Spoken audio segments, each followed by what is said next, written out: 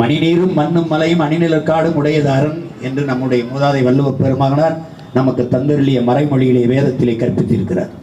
மணிநீரும் உங்களுக்கு தெரிஞ்ச நீர் இல்லை, முதலாளிகள் ஒளிஞ்சு நிற்கிறார்கள். மண்ணும் இல்லை, மலை இல்லை. மணிநீரும் மண்ணும் மலையும் அணிநிலக்காடும் இல்லை. இது நாளையும் விற்பனை பண்டமாக மாற்றியவர்கள்ட்ட நீங்க அதிகாரத்தை திருப்பி திருப்பி கொடுத்து எப்படிப்பட்ட கொடுமை வரும்?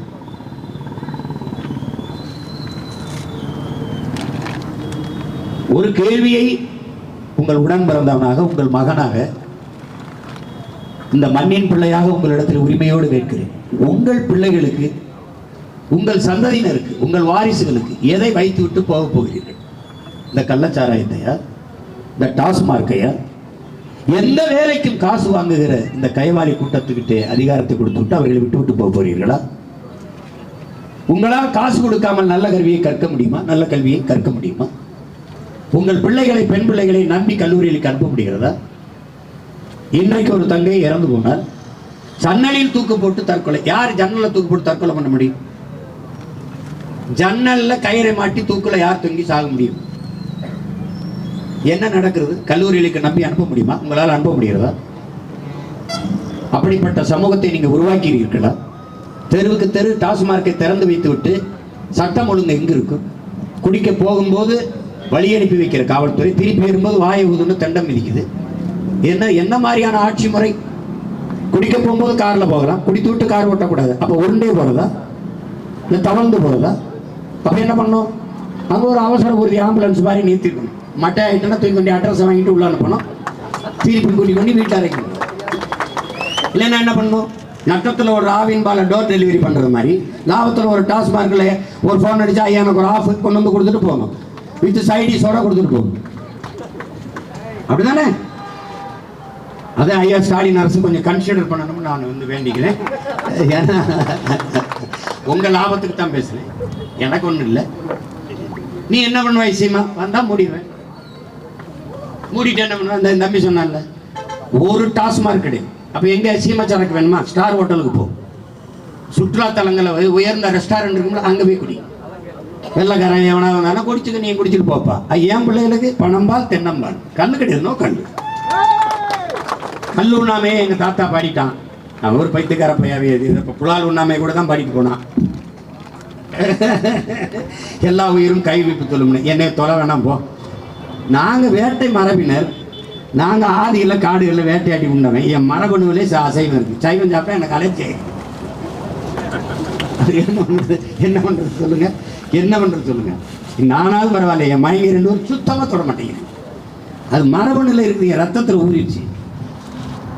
மனித கறியை தவிர எல்லா கறியும் தின்றுருக்கான். அதுவும் புறம் சொந்தக்காரனாக இருக்கனால விட்டு வச்சிருக்கான். அது ரொம்ப பேசுனாங்கன்னா போட்ட வேண்டிதான். ஆமாம் ஆமாம், என்ன பண்ணுறது? அதுவும் பார்த்தீங்கன்னா அகோரிகள்லாம் அந்த காசியில் பூரா பேர் மனித கறியை தான் சுட்டு தின்னுட்டு இருக்கான். அது உயிர் உள்ளதையும் சாப்பிட்றதெல்லாம். அதனால செத்தவொன்னே சாப்பிடுது. அது எந்தெந்த பகுதியில் சதை இருக்கோ அதை எடுத்துக்கிட்டு சப்பாத்திலையும் சிரிக்காத, உண்மையிலே சாப்பிட்றான். ஏன்னா என் தம்பி பாலாட்ட கையில் அவன் படம் எடுத்தாலும் அங்கே போய் நான் கிடக்கும். அவன் தான் சொல்லி சிரிப்பு. இது ஒரு கூட்டம். அப்ப பணம்பால் தென்னம்பால் ஏன் வந்து நான் ஒன்று கேட்குறேன், இவர்களுக்கு கல்லுக்கடையை திறக்கிறதுல என்ன பிரச்சனை? ஏன் யாருமே கேட்க மாட்டேங்கிறீங்க? திமுக யாரும் விவசாய குடும்பங்கள் இல்லையா? இல்லை அதிமுக யாரும் விவசாயத்துக்கு சார்ந்தவர் இல்லையா? கல்லுக்கு இறக்குவர் சங்கத்தினுடைய தலைவர் எங்கள் ஐயா நல்லிச்சாமி இந்த வயசுலையும் கத்தி சாகுறானே, அந்த அவன் காது உங்கள் காதில் விழலையா? கல்லில் உங்களுக்கு என்னதாங்க பிரச்சனை? என்ன பிரச்சனை? ஐயோ, ஒவ்வொரு தேசிய இனத்திற்கும் ஒரு மது இருக்குது. உலகம் பூரா ஒரு நாட்டில் சாம்பன், ஒரு நாட்டில் ஒயின், ஒரு நாட்டில் ஜின், ஒரு நாட்டில் ஓட்கா. ரஷ்யானா ஓட்கா, சில நாட்டில் ஒயின். திராட்சையில காய்ச்சரா, முந்திரி பருப்புல காய்ச்சரா, உருளைக்கிழங்குல காய்ச்சரா.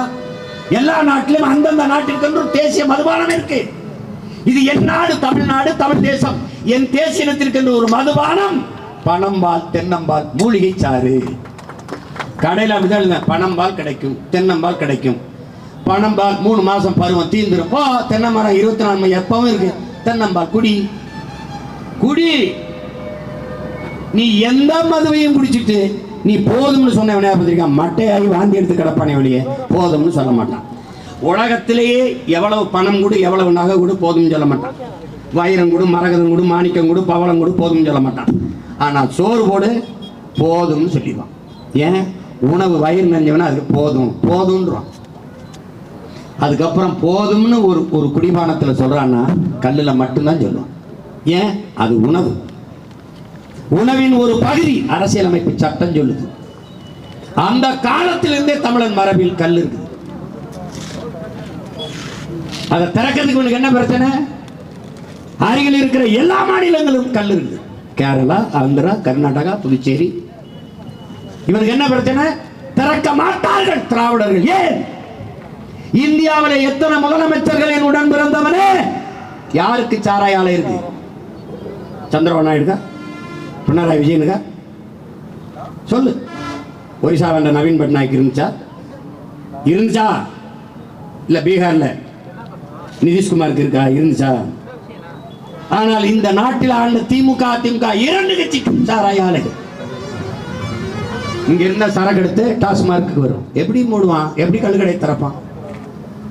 கள்ளுக்கடையை திறந்தால் இந்த டாஸ்மார்க் வியாபாரம் படுத்துக்கிறோம்.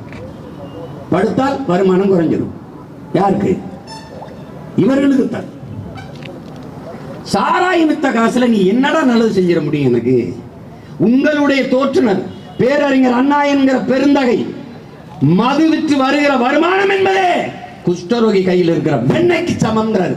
அந்த வெண்ணெயத்தான் ரொம்ப நாளா இந்த நாய்கள் நக்கி நக்கி தின்னுட்டு. குஷ்டரோகியில் இருக்க வெண்ணெய் சாராயம் வித்து அதில் வர்ற வருமானத்தை விட்டு வளர்ச்சி, கல்வி கொடுக்கிறேன், மருத்துவம் கொடுக்கிறேன், ரோடு போடுறேன், இளைஞர்கள் நலன், பெண்களுக்கு கொடுக்கிறேன். அத்தனை பேர் தாலி எடுத்துட்டு 1000 ரூபாய் கொடுத்துங்க கிழிக்கிறது, நாக்கு குடிக்கிறதா? இதெல்லாம் ஒரு முற்போக்கு. இது ஒரு சிந்தனை. இது பகுத்தறிவு. கேவலம். ஒரு ஆட்சி முறையை பாரு. சாமி முடாரி கோயிலுக்கு போகாத. பிராமணர்கள் உள்ள இருந்துட்டு உள்ள வராதரா தீட்டுனான், வெளியேறிட்டான். உள்ள விடல. கற்பகிரகத்துக்குள்ள வராத நீ தீட்டுன்ட்டான், சூத்திரன்ட்டான். கோயிலை கட்டினதாரு? எங்க அப்பனும் ஆத்தாலும் என் தாத்தனும் பாட்டணும். கோயிலுக்குள்ள நான் வந்தா தீட்டு. சரி, வெளியில வந்துட்டேன். கோயிலுக்குள்ள போகாத முக்காப்பை அறிவு கட்டவன் அவன் தான் போவான். யார்? பெரியார், திராவிட இயக்கங்கள். கோயில் எனக்கு வழிபாட்டு தலம் மட்டுமல்ல, என் இனத்தின் வரலாற்று பேராவணம். என் இன வரலாறு கோயில்களின் மதில் சுவர்களில், கல்வெட்டுகளில் தான் குறிக்கப்பட்டிருக்கு. குடவாயில் பாலசுப்பிரமணியம்ங்கிற மகத்தான பெருந்தகை எழுதிய நூல்களை படி. 18ஆம் நூற்றாண்டிலே இந்த கோயிலில், இந்த கல்வெட்டில் இந்த குறிப்பு இருக்கிறாங்க. அப்ப என் இன வரலாறு, என் இன வழிபாட்டில் இருந்தும் வரலாற்றில் இருந்தும் வெளியேற்றவர்கள் இந்த இந்திய திராவிடர். இப்ப நாங்க செய்யறது எதிர் புரட்சி. என் தாத்தாவுடைய பணப்பையை அத்துக்கொண்டு ஒருத்தன் ஓடிவிட்டான். அப்ப நீ என்ன செய்வ? அவரால் ஓடி விரட்டி பிடிக்கும்ல.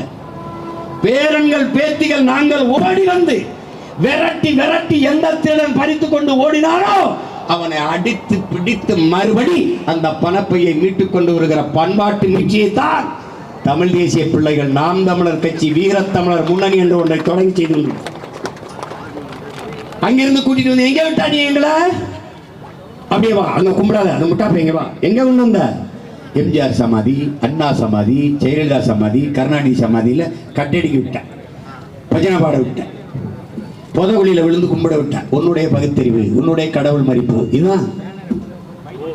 இதான் திராவிடம். தமிழ் தேசியம் என்ன செய்து? உலகத்தின் மூத்த இனத்திற்கு என்று ஒரு வழிபாடு இருந்திருக்காதா? ஒரு மெய்யியல் கோட்பாடு இருந்திருக்காதா? இருந்திருக்கும். அது என்னது? இயற்கை வழிபாட்டு மரபினர், மூத்தோர்கள், அவர்கள் தெய்வங்கள். அதை மீட்க வேண்டிய பொறுப்பும் கடமையும் ஒவ்வொருத்தனுக்கு இருக்கு. இன முன்னோர் சிவம், முருகன், சிவன், மாயோன், இவரெல்லாம் இன முன்னோர்கள். கொற்றவை, இவரெல்லாம் இன முன்னோர்கள். குல முன்னோர் காளி, ஐயனார், கற்பனைசாமி, சுடலைமாடன், இவர்களெல்லாம் குல முன்னோர்கள். நம்ம ஒரு பைத்தியக்கார பையில வந்து கவர்னரை போட்டு ஆளுநரை போட்டீங்க, குலதெய்வ வழிபாட்டை ஒழிக்கணுமா? உங்களை எல்லாம் நுழைய விட்டது தப்பு தானே? உங்களை எல்லாம் நிக்க விட்டது தப்பு தானே? திராவிட எவனாவது வாய் திறந்திருக்கான பத்தியில தொலைச்சு பெறுவேன் எவனா சொல்றான பத்தியில? நான் ஒருத்தன் தான் சொன்னேன், நீ இருக்க வேண்டியது ஆளுநர் மாளிகையில் இல்ல, கீழ்பாக்கம் மருத்துவமனையில் சொன்னது நான் ஒருத்தன் தான். இதே ஆளுநர் திருப்பி ஒரு தடவை நான் முதலமைச்சர் ஆனான்னு போட சொல்லு பார்ப்போம். அவர் வீட்டை விட்டு வெளியில் வந்துட்டாருன்னா பாரு, பெரிய பூட்டை போட்டு வெல்டு வச்சு ராடை வச்சு கூட்டிகிட்டு போயிடுவேன். ஒரு மின்சாரத்தை உள்ள அனுப்ப மாட்டேன். தண்ணீர் சப்ளை இருக்காது, தண்ணீர் தொடர்பு துண்டிச்சு குய்யன்னு கத்திரி கிடக்க வேண்டியதான். கையெழுத்து போட மாட்டேன். நீ அவரை தாங்க மாட்டார், அவ்வளோ அவர் தாங்க மாட்டார். என்ன சேட்டை நீங்க.